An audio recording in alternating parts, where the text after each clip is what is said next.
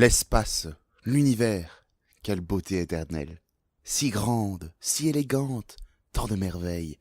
Ces étoiles nous illuminent sans pareil, infiniment grandes, mais immensément belles. Tu as conquis mes yeux, je te donne mon cœur. Brille, brûle, explose des mêmes ardeurs que moi. Qu'est-ce que tu fous? Je pense à l'espace. J'admire son intensité, sa grandeur, sa... Non mais il fait jour là, on voit juste des nuages. Tu m'emmerdes.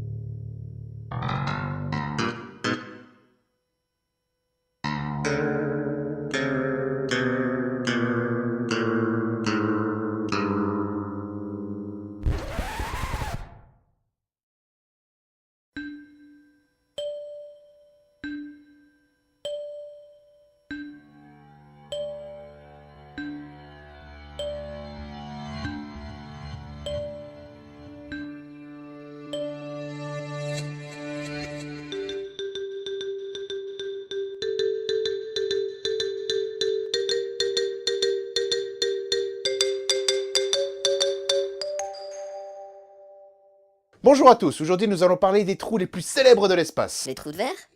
Non. Les trous du continuum espace-temps? Mais non. Oh, je sais! Les trous d'air!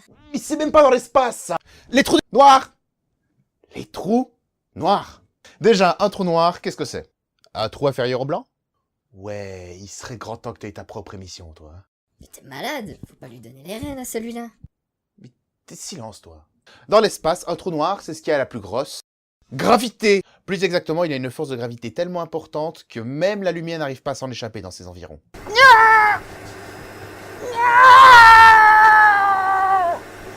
Et c'est pour ça qu'on n'arrive pas à voir un trou noir. Bah si, regarde! Voilà une photo!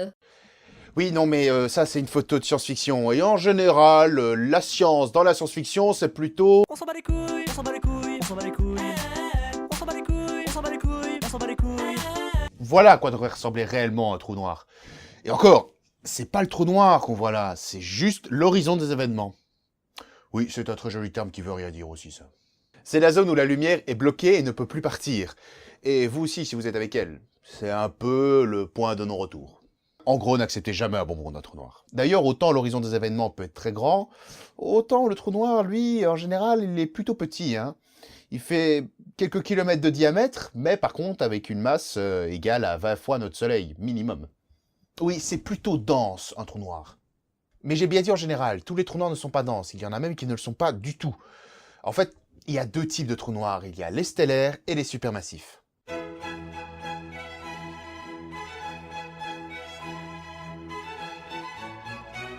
J'adore cette musique. Les stellaires, on n'en a jamais observé par nous-mêmes. Attention, j'ai pas dit qu'ils n'existaient pas, hein. On est sûr et certain que ça existe. C'est juste qu'on n'en a jamais vu de nos propres yeux. Tout simplement parce qu'ils sont assez petits et vu que c'est des trous noirs, bah ils ont pas du tout de rayonnement. Bah oui, vu que ça absorbe la lumière. Et du coup, nos télescopes n'arrivent pas à les voir. Mais bon, il y a des zones dans notre galaxie où la gravité est tellement chelou que on est pratiquement sûr qu'il y a un trou noir là-bas. Ce type de trou noir se forme à la mort d'une étoile qui doit faire au minimum 20 fois la masse de notre Soleil. Donc c'est plutôt petit, mais c'est très très dense. Tout le contraire des autres types de trous noirs.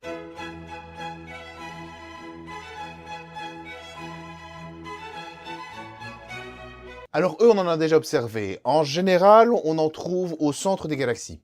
D'ailleurs, dans la Voie lactée, le trou noir qui est en son centre, eh ben, les étoiles tournent autour. Mais ces trous noirs ne sont absolument pas denses, mais genre carrément pas. Les étoiles sont beaucoup plus denses que ces trous noirs. Mais comment ça retient la lumière alors? Mais c'est pas la densité qui importe, c'est la masse. Et ils sont très, très massifs. Je dirais même supermassifs. D'où leur nom. Et comme ils sont très gros, mais peu denses, bah forcément, c'est qu'ils sont très volumineux. Et comment ils sont créés, eux? On sait pas. Au début, on pensait que c'était des trous noirs stellaires qui avaient avalé énormément d'étoiles, mais les dernières observations ont prouvé que non. On a observé des galaxies au très fond de l'univers qui ont des trous noirs supermassifs. Or, dans l'espace, plus une galaxie est loin, plus l'image qu'elle nous montre date d'il y a longtemps, rapport au temps que la lumière prend à nous atteindre et tout ça. Or, à cette époque de l'univers, les trous noirs n'ont pas eu le temps d'absorber suffisamment d'étoiles pour atteindre une telle masse. Donc on sait pas. Comme beaucoup de choses en ce qui concerne les trous noirs d'ailleurs, c'est plutôt un sujet d'étude assez jeune. Einstein lui-même ne croyait pas à leur existence. Il pensait que c'était beaucoup trop badass pour être vrai. Voilà pour ce qui est des types de trous noirs dans notre univers. Ouais, mais attends, y a un problème là. Quoi? Bah, je regarde sur Wikipédia, y a 4 types de trous noirs dessus, pas 2. Bon, alors eux, ça devrait normalement être des trous noirs qui ont une taille et une densité entre les deux autres. Mais comme il n'y a aucun candidat trouvé dans notre base de données et qu'on sait absolument rien sur eux, on passe. Alors eux, j'ai pas totalement compris, donc on va pas trop s'étendre dessus. Déjà, c'est dangereux de s'étendre sur un trou noir. Il serait apparu au moment du Big Bang. Et il serait plutôt du genre petit, mais genre très très petit. Le truc, c'est que même si les lois de la physique autorisent leur existence, on n'est pas sûr que ça existe. Et même s'ils existaient, ce serait en petite quantité. Enfin, par rapport à la taille de l'univers, hein. N'allez pas croire qu'il n'en existe que 2-3 dans le monde. Les trous noirs ont la réputation d'avaler tout ce qu'il y a autour d'eux. Bon, sans aller jusqu'à dire que c'est faux, c'est pas entièrement vrai non plus. Concrètement, tous les astres attirent les objets vers eux. C'est le principe de gravité. Prenez par exemple un trou noir, une étoile et une planète qui ont exactement la même masse, et que vous vous mettez au centre. On parle de façon théorique là, hein. Les planètes sont beaucoup plus légères que les étoiles, et les étoiles sont plus légères que les trous noirs. Eh bien vous serez attiré par les trois exactement de la même façon. C'est juste que, là dans l'occurrence, vous bougeriez pas. Si vous n'arrivez pas à vous mettre en orbite autour d'une planète, vous allez vous écraser dessus, hein. Pareil pour une étoile. C'est juste que vous allez cramer avant. Par contre, dans le cas de trou noir, une fois que vous êtes entré dedans, les particules qui vous composent seraient complètement...